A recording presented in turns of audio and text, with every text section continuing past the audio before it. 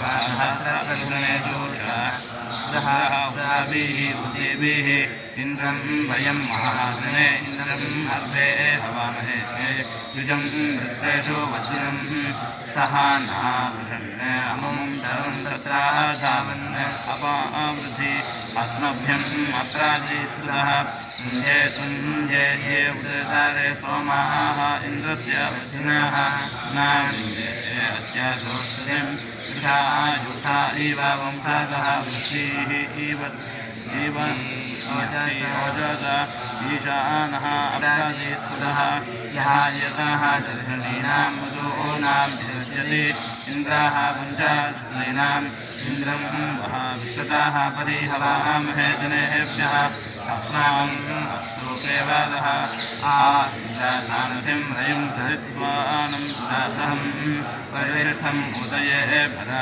नीयेन पुष्टिहत्यया निवृत्तानिधामहे वा ऊतासः नि अर्वत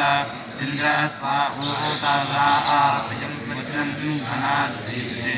जये मायं विद्धे स्मृतः वयं सूर्येन्द्रे अस्य गृहे इन्द्रत्वया युजा वयं सह्यामा प्रसन्नतः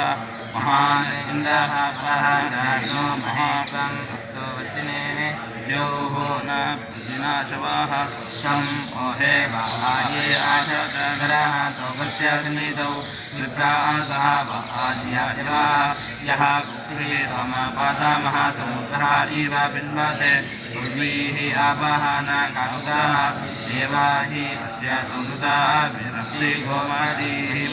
तक्वा शाखा न दाश्रे